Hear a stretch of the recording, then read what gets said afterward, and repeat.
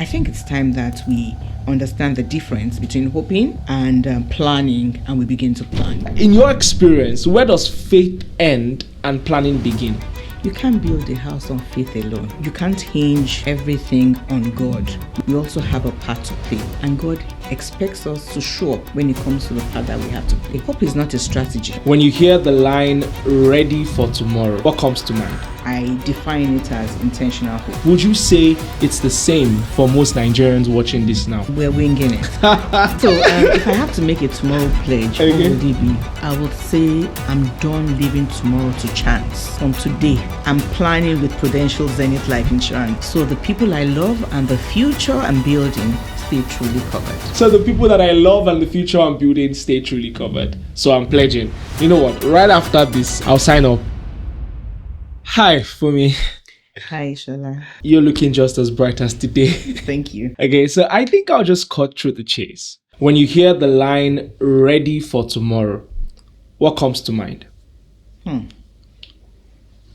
As Funmi or as CEO? I think I want to hear it as Funmi, not as CEO. Okay, that's fine. To me, I think it's all a mindset thing. So when you say ready for tomorrow, what that means for me is it's really a rhetoric question.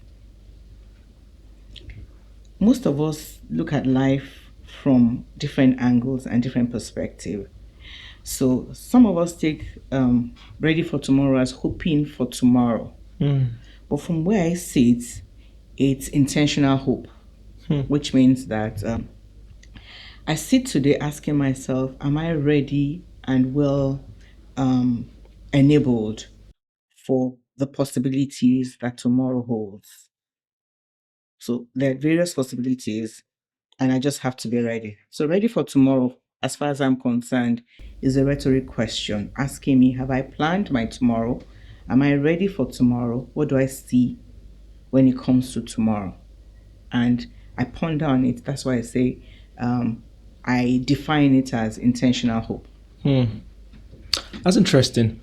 So on a personal level, what are some of the things you feel you've put in place in your life? Maybe a bit as guardrails, or do I say things that you've had to intentionally put in place to ensure you are well positioned for what tomorrow holds? Because for so many people, it's just wishful thinking, right? But for someone like you, of your cadre, someone who has been able to accomplish as much as you have been able to, there definitely has got to be so much intentionality to your life, so much patterning. What has worked for you with respect to preparing and getting ready for the next stage? So, Shola, I'd like to take it from, or flip the question. Okay. And the reason why I'd like to flip the question is if I go straight to responding, I may not do justice to that question. You say someone has accomplished. Well, relatively. I know, objectively. I say relatively. And I'm more intentional now because of experience. And I'm happy to speak about it because I would also like people to learn from my experience. And I say to those around me, when you're with people who've made some mistakes, it's nice to know the mistakes they've made. So yeah, you're allowed to make your own mistake, but sometimes it helps you to be guarded. And you can make mistakes, but maybe not those mistakes that you could have learned from because of other people's experiences.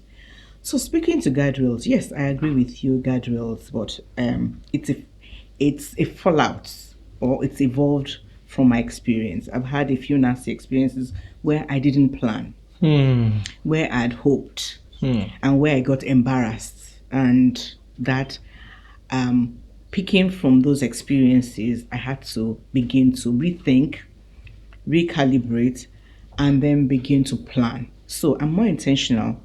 I have plans, action in place that has given me the comfort that I'm protected for tomorrow. Plans around family, plans around future aspirations. I still have aspirations, even though you think I'm accomplished. Yes, I still have aspirations, and plans towards achieving and realizing those aspirations, and more importantly, financial plans.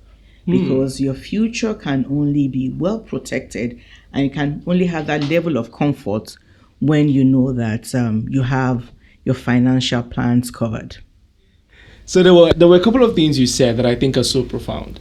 And one of them was when you spoke about learning not only from your own mistakes but that of others. I always say that we say experience is the best teacher, but nowhere in that quote does it say your experience is the best teacher. One of the main things that have been very important and have proved pivotal in my journey has actually been gleaning from the experiences of other people, both close to me and far from me. When you see the consequences of specific actions from other people, I'm like, okay, now I know another path not to go.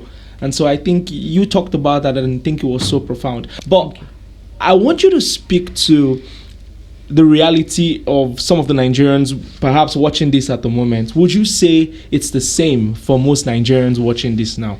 Would you say they are really ready for tomorrow? Are they really hopeful, or are they just winging it? What's it? You want me to be sincere? Be as sincere as possible. I will say that we're winging it with style, if I can say with that. Style. Yes. Okay. And I say that because Nigerians are kings and queens of God when, and it is well.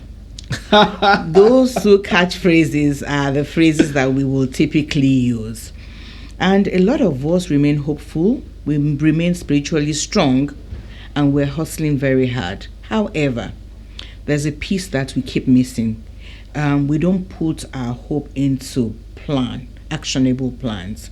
As they say, hope is not a strategy. No, it's not. You have to action the hope. You have to put that hope into actionable plans, and it's the action that helps you feel comfortable about tomorrow. So from where I see it, I think we're winging it, and this covers a lot of things.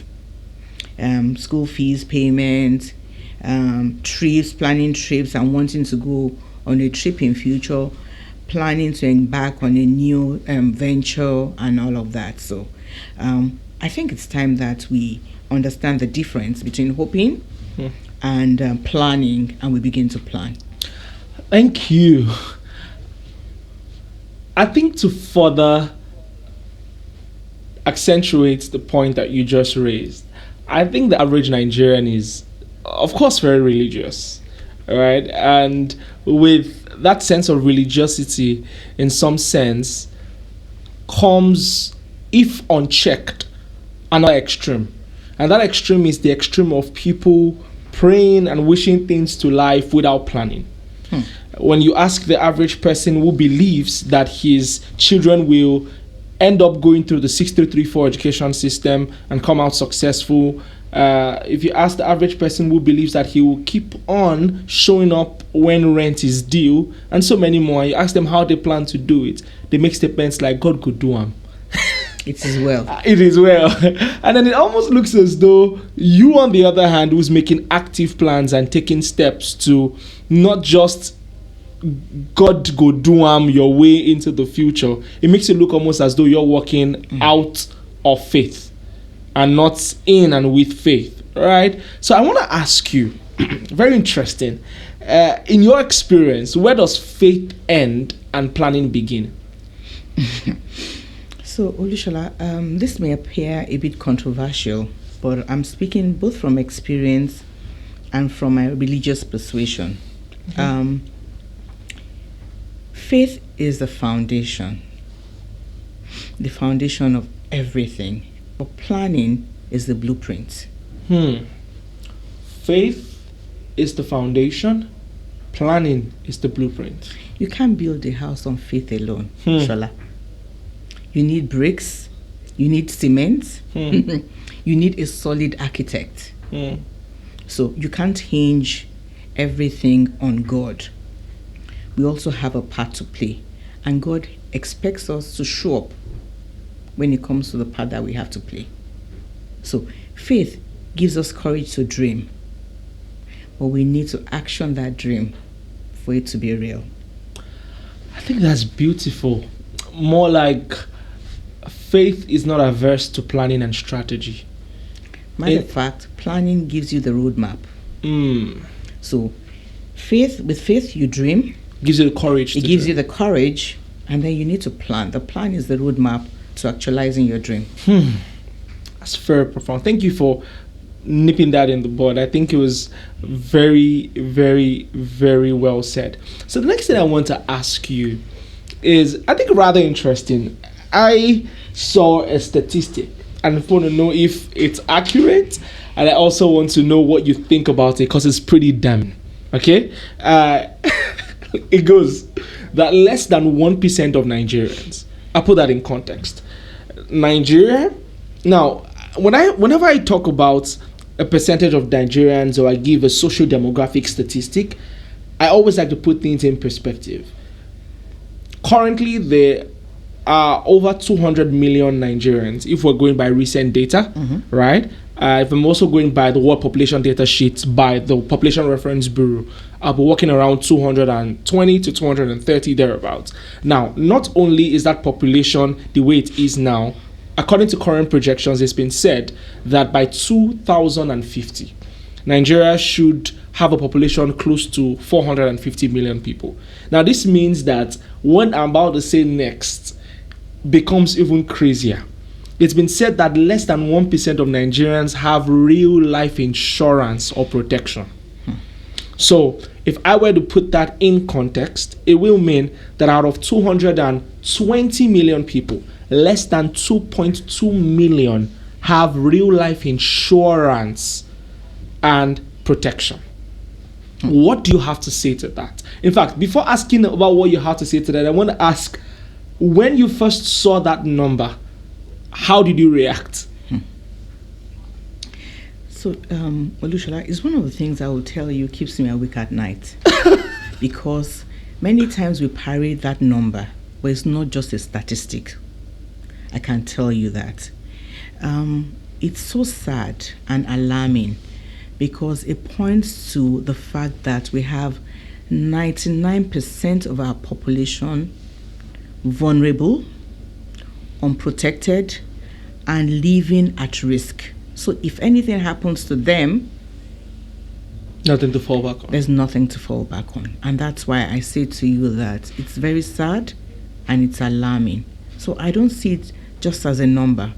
I see it as a source of worry. And the truth is that life doesn't give exemptions. If you are breathing, then you're at risk and you need to plan. So if you ask me what my view is that it's a source of worry. It's a national catastrophe.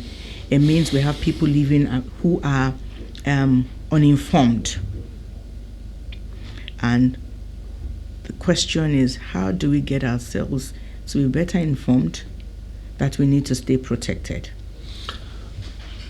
Before much later in this conversation, there's something you just said I think I want to draw from.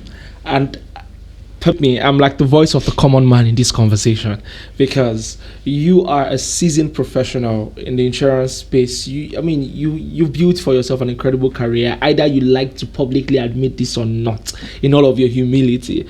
But I'm trying to speak like the average Nigerian and come from their standpoint and to be as relatable to them as possible. And so I'm going to ask some questions much later. I'm going to anchor them on this phrase. Is it a question or a problem of misinformation or a problem of people not seeing it as necessary, right, within the confines of their economic capabilities? We're going to talk about that much later. But before I do, I don't want to lose the train of the conversation for now. And I want to ask you on a personal note, what kind of stories have you heard about people who did not plan early enough? Like what kind of stories, what kind of crazy stories? Which ones stood out for you? Like stories of people maybe entering into multi-million investments without any padding and anything to fall back on, or people just living their lives with zero acknowledgement that someday things could get out of hand. Olushola, I'm going to be very honest with you. I've heard a couple of stories, stories that will what bother you, worry you, and sometimes you ask yourself, is this real?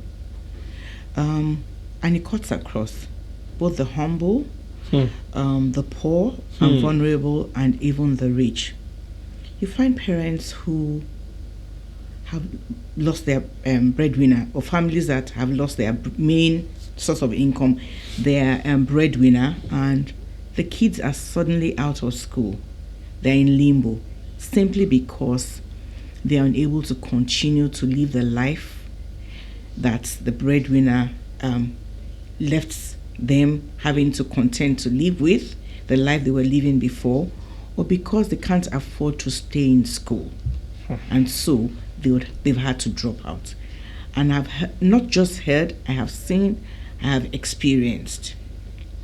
And it's not just about that. You find out that you hear stories and you witness people who lose their husbands, and for that reason, they're not able to pick themselves up.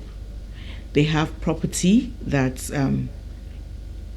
at the end of the day is recovered, and they have to now begin to take decisions that they otherwise would not have taken before. Some of them have had to dispose of properties left behind for them simply because they need to raise funds to continue with the children's education. So these things are real. These things happen, and we're hoping that we all start to think twice about how we plan for our future, how we see our future, and we work towards it. You struck a chord there, talking about how quickly the fortunes of a person, the fortunes of an entire family, in fact, can be altered by just one person's demise. And in a patriarchal climate like ours in Nigeria, we seem to see that very often with the death of the patriarch of the home, right? The man dies and then the children are just, what's happening, right? The wife has more or less lived solely dependent on what the husband was given, and this happens quite a lot of time. Now, as someone who has had the terrible experience very early enough growing up of losing a parent, I lost my dad when I was really young. Whenever I look back, I think most of the growth and all the things that I've been able to accomplish would not have been possible without the resilience and indefatigableness of my mom, right? Choosing to keep on pursuing things and all. And I'm really grateful, for all that she's been able to. But I just can't stop thinking about the fact that if the alternate was the case, I wouldn't be where I am today. And this is really important because nothing is promised in life except death. Yeah. And what even crazier is the fact that even that which is promised, its timing isn't promised. And so I think this just further buttresses the importance of this conversation. So thank you for talking about that. So I want to get a bit personal for me. Permit me. So I know you've got incredible insurance background. You've been doing this professionally for how many years now? Tell me. For decades. Decades. God. My God. And so for the average person listening, they're like, she's the CEO now. She's this, she's that. She's doing it for decades, so she knows better and she might not really be able to relate with our current circumstance. But I beg to differ because I believe that what got you here might look so elaborate from afar right now, but you didn't get here overnight. You got here over time. So let's backdate a bit. Before the title CEO, before Funmi became Funmi, the powerhouse in the finance game and insurance space within Nigeria and even the whole of sub-Saharan Africa, who taught you about money and the need for financial protection while growing up? Do you learn on your own, or did any experience define it, or was it something you just learned through school? Thank you, Shola. And you're getting a bit personal, yes. But I'm more than happy to share some of my stories. Before CEO Funmi, there was Funmi, and there still is Funmi. I must say. But what I would like to share is the fact that I was raised by a very hardworking and disciplined father. My late father was a clergy. Ooh. Yes, and my parents didn't talk insurance, I must say, but they taught me the value of tucking some money away for the days that you will need the money. Saving for the rainy day. Saving for the rainy day. So I say to people that a teacher was once a pupil. So I rose through the ranks. I didn't just become a CEO overnight, and for that reason, I also have experiences. My father was a salaried man. He was on strict budget, I must say, and he would always say to me, "Save before you spend." And my husband would say, "For me, don't spend the money you're anticipating." So, part of what has supported my growth and my tenacity and where I am today has been the discipline of knowing how to plan and how to set aside for the rainy day. Before all of this discipline was formed, was there ever any time in your own life where you were not just ready and then you felt it hard? Was there ever any time? Tell me. Open up. Let me even say to you that not just the discipline that I learned from my father, also experienced, because I remember when I first started work, I just realized that my money will filter away so fast, and then I would have to struggle. So I learned how to be very disciplined over time. So this didn't just happen overnight. And I would also say that early in my career, maybe that's why my tone is a bit lower, because this is true confession. I used to think I was invisible, but I wasn't. So I have had major need for financing that I wish I had planned better. Okay. There have been a few personal issues. My late father was ill at some point, and at that point, I really wish that I had planned better. It would have been easier, absolutely easier, if my financial planning capabilities were stronger than it was at that time. So I'll say to you that I learned from experience. I've also been embarrassed on one or two occasions. So when I talk about experience, I share experience so that other people can learn, as we agreed and we spoke about earlier. They can learn and they can do things better. So I've had one or two embarrassing situations that better planning and would have helped. And this is very much supported even by insurance. So financial planning includes insurance, and if I had some insurances in place at that time, the embarrassment wouldn't have happened. One of the embarrassments, happy to share, is that the house got flooded. We woke up one morning at 2:30 a.m. I wanted to use the washroom, and I stepped into water. There was a burst pipe, and you can imagine that if there was adequate insurance, everything we lost would not have happened. So the same with, like I mentioned to you, when my father was ill. If there had been some level of health insurance at that point, it would have supported his medicals. So we all need insurance.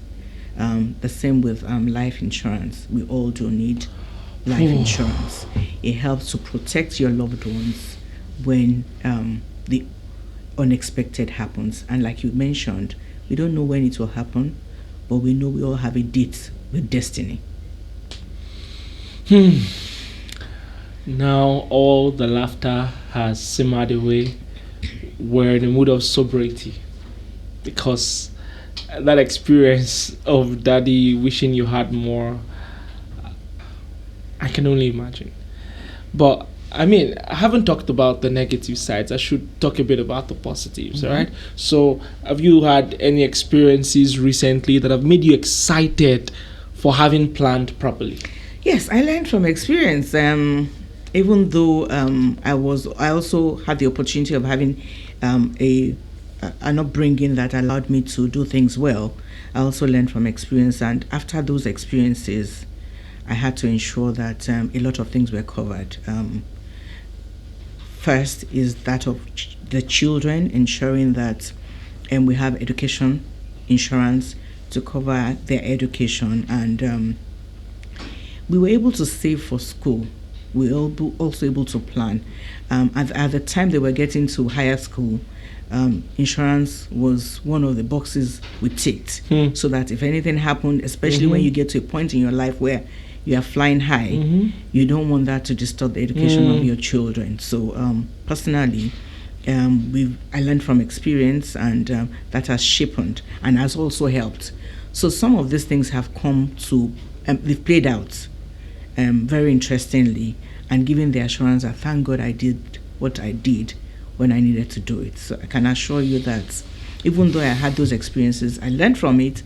I will advise others not to learn from their own experience, but to leverage on mine.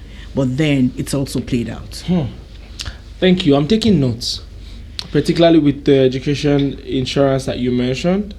I am taking notes for the future. I mean, absolutely taking notes. But I want to ask now, narrowing it down to where you are today, right?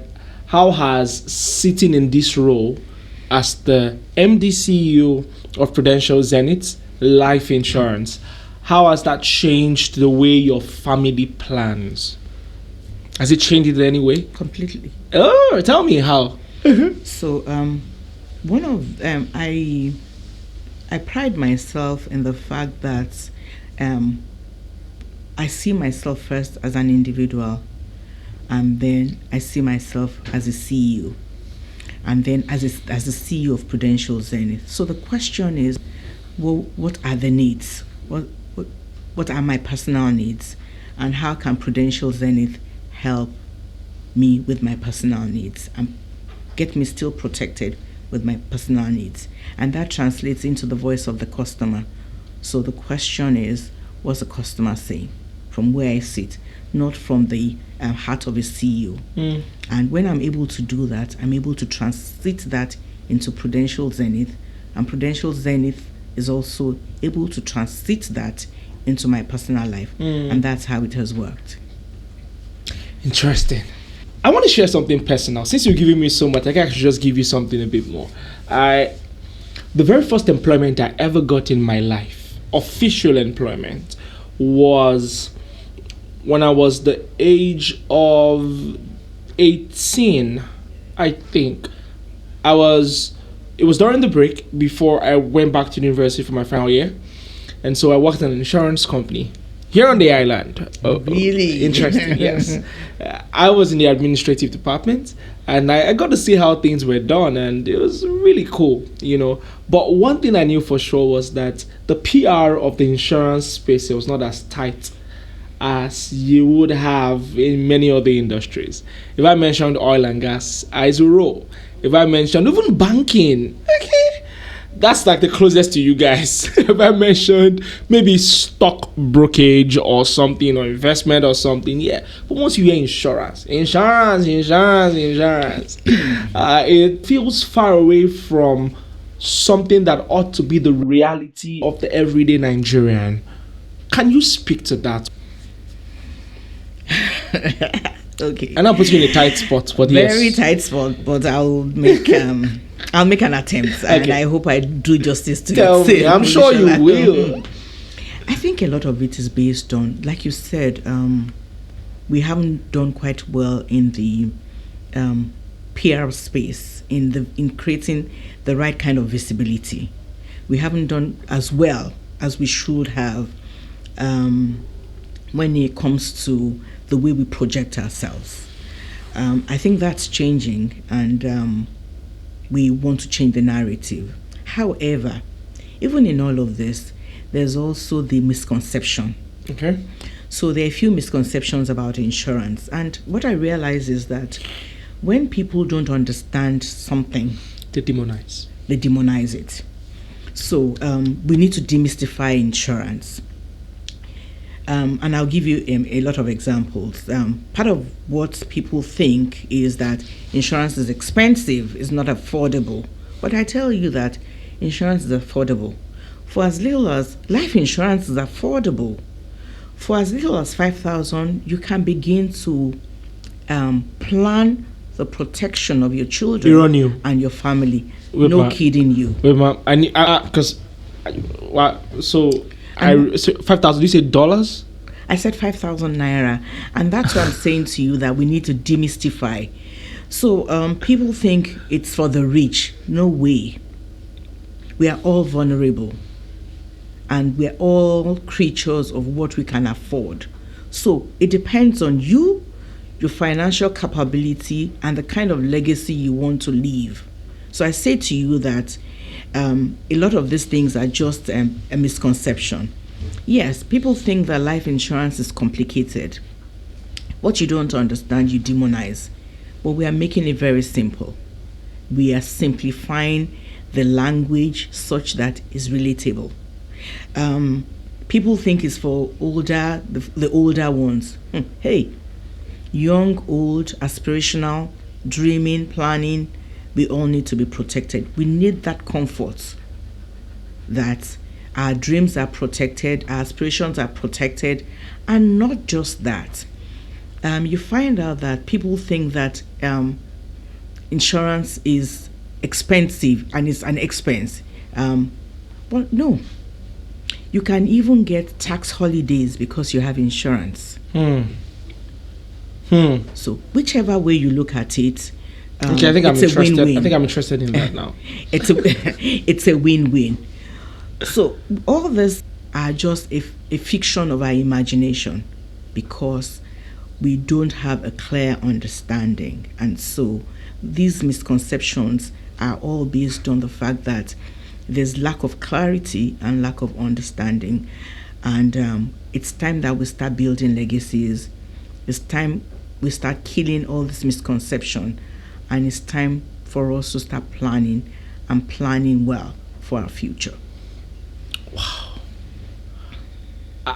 I have at least 4 follow-up questions from what you just said. But here's what I would do. I'll start from the lowest hanging fruit. Here, you talked about clarity. The backbone of clarity is simplicity. The ability to ensure that the message is so simple that every Tom, Dick, and Harry can grasp at it. That one will be foolish not to be able to understand it. So let's do this. Let's strip away the jargon, and I want to ask you in very simple language, what does life cover actually do? When we say life insurance, life cover, for someone watching this who has never heard of it before, because to be honest, to the layman, when you hear life insurance, they insure my life, so if death come, I go negotiate with death. I mean, it would actually shock you that people actually have given different definitions to what they do not know. So, to you, in very simple terms, strip away the jargon, explain to me, what does life cover mean? What does it do? You already said, with 5,000 naira we can start. So, tell us. I will say life cover is your backup plan. Okay. Very simple terms. It's like a spare tire. You don't know when you'll need it. So a life cover is just for you to have some level of money tucked away. If my kids, for any reason, anything happened to me, my family is protected. They have access to that fund. Nothing more. Ooh. So this fund is the fund that you've kept aside with the insurance company? That's it. Is there also perhaps a way of linking it to some of your other assets in other banks? It's entirely up to you. As a matter of fact, you don't need to link it to the other assets. Just set aside the fund.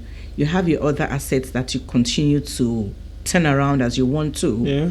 But you know that those assets, you would not need to, there will be no need to touch it if the unexpected happens, because there's money tucked somewhere to take care of the other needs while the asset continues to yield and earn you what is supposed to earn you.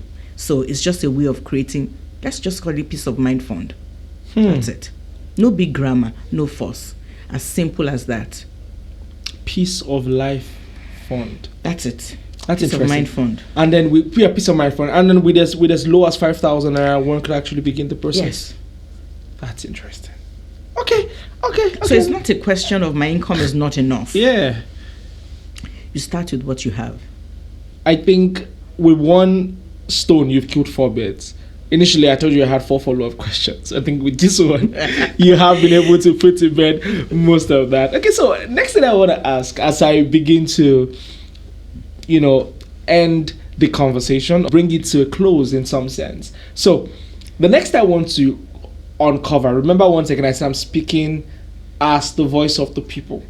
So, don't beef the messenger, you beef the message. So what would you say are some of the myths, right, that you wish you could delete from this conversation today? There are so many big misconceptions, like you said, about life cover, education plans, or do I say savings with Prudential Zenith Life Insurance, for example.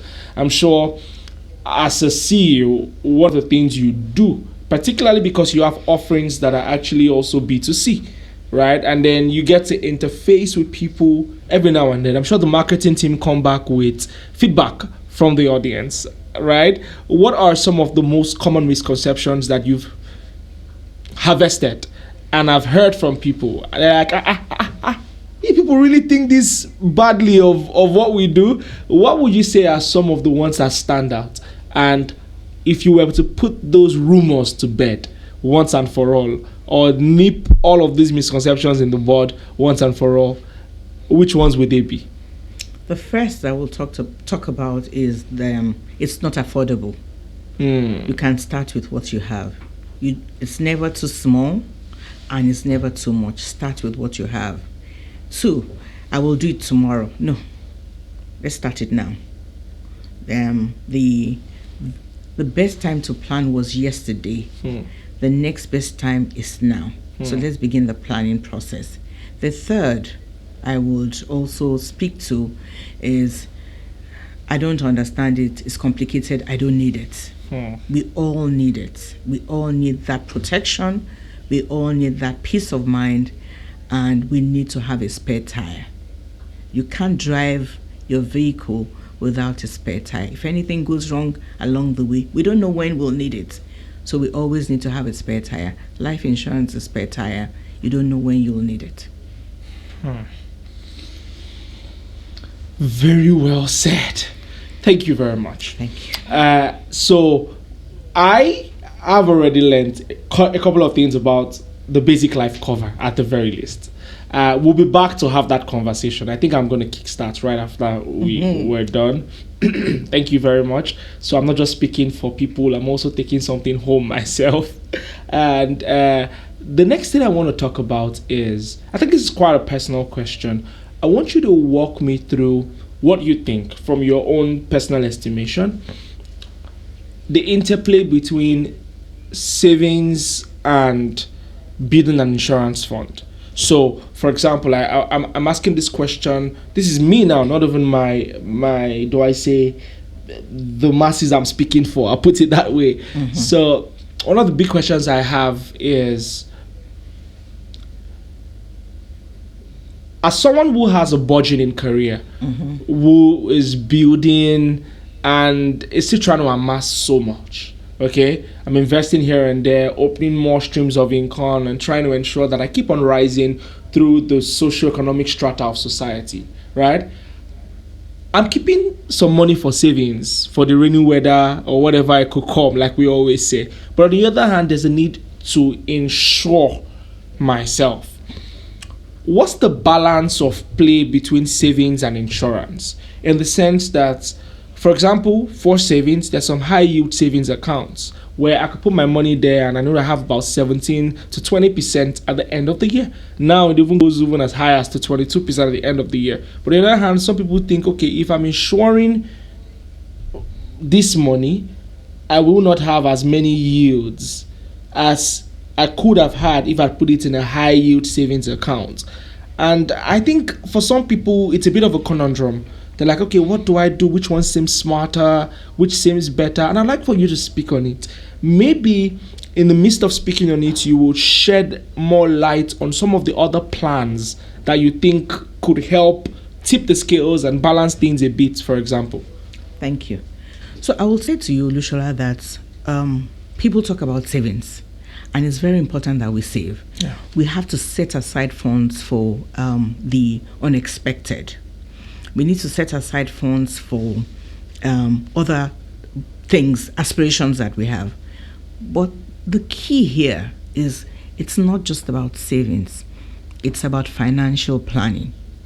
Financial planning includes savings and it includes insurance. You have to strike the right balance. So in planning your finances, you need to be sure that you have some savings, you have some investments. You save money for future use. You save money for emergencies. You also have investments. But in that bouquet, in that financial plan, because it is a bouquet for which you need to strike the right balance, in that bouquet, you also need to cater for the assets that you currently have that you do not wish away if anything happens to you. You need to also cater for times when things may not go so well health-wise. You also now need to cater for in case I'm not available. To continue to earn money to take care of those assets. What do we do? That's where life insurance comes in. If in case I'm not available anymore, I want to ensure that my kids finish their education without having to lean on the investments that will be giving me yield. Let me take insurance to cater for that, for the education. And in all of this, you still have products that will speak to both savings and life insurance. And that's where you need to talk to us so that we can give you the right kind of advice. We can then profile your needs, and on the basis of your needs, provide the advice on the kind of plans that you could buy. Thank you. I think you've done justice to that. Thank you so much. Pleasure. And if there are three main things I think I've gleaned from this conversation hitherto, which I think are at the core of all we've discussed so far. One of the very first ones is the fact that we need to protect our people, right? And I want you to speak to that a bit, the fact that you don't want to leave your family stranded. And by the time we say this, and this is me even speaking to the average Nigerian listening here, no one wishes death on you, not even yourself. But I want to put it out this way. As we speak right now, there's currently a burial ceremony or 2 or 3 or 4 or 5 taking place at the Ikoyi Cemetery. And one thing I can tell you for sure is 3 months ago, all the people currently being buried perhaps never thought death for themselves at that particular moment. Which means that the uncertainty of life means that it is only wisdom for you to plan for the eventuality, the inevitable eventuality of death, right? And so that's me speaking to the average viewer. Okay, now I want to take it to you now. Let's say that the short TED talk I just gave has convinced them to now make more plans and put things in place with respect to life insurance and all. So what would you say is the smallest meaningful step that someone can take to make sure their family is not stranded if anything happens? So now they are convinced. What's the smallest meaningful step they can take in terms of the next steps now? How do they go about it? Simply go to our website. I love it. I'm sure your customer acquisition team will be like, thank you, ma. Simply go to our website and just click on customer service and somebody will contact you. That's it. And that's as easy as that? It's as easy as that. The next thing you could do is also pick up your phone and DM us. So if you ask me, we have advisors ready to take you on the next steps. Regardless of how much I have in my account. Regardless of how much you have in your account. Like I mentioned to you earlier. Yes. There's no amount of money that is too small. If you could spend 5,000 on airtime, reaching people, making social calls, you can also put that in. You can set some of it aside and begin the step of protecting and ensuring that you leave your family in a better place and you're happy. It's good to know that there's no discrimination. I'm happy. I'm excited much. So I would say that same also applies with the educational funds, for example, and every other thing in between. Thank you so much. I think I have just 2 more questions, right? If you permit me. So to my penultimate one, I'd say if you had to make do I call it tomorrow pledge, right? A tomorrow pledge right now, okay? What would you say to your future? Or rather, what would you say to your future self and to your family? Now, I'm looking forward now with respect to what you think the future holds. Because remember, this conversation is primarily supposed to be about tomorrow, right? Because I think a whole lot of us are so stuck and engrossed in the present that we forget that it's actually going to be a tomorrow, right? Some of the things you said have been so thought-provoking. I'm already thinking about my own tomorrow. But for you now, I want to ask you, if you were to make a pledge to your future self, right, thinking tomorrow, what exactly would you say? Before I respond to you, Olushola, you have to make a commitment. Me? Okay. I need a commitment from you. You need a commitment from me? Yes. So can I bring it on? Tell me. Okay. So I will make the pledge and you will also make a pledge. Okay. So it's not just going to be about me. Okay, so do you want to make the pledge now? Yes. Okay, you want me to repeat after you? And then you come after me. Okay, let's have it. This should be fun. Okay, so if I have to make a tomorrow pledge, what would it be? Yeah. I would say I'm done leaving tomorrow to chance. From today, I'm planning with Prudential Zenith Life Insurance. So the people I love and the future I'm building stay truly covered. And that will be my tomorrow pledge. You don't need like oats. So let me try and take my own again. So I will take it again. Thank you.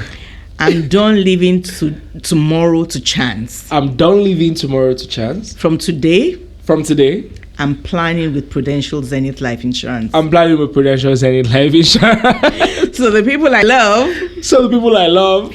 And the future I'm building. Stay truly covered.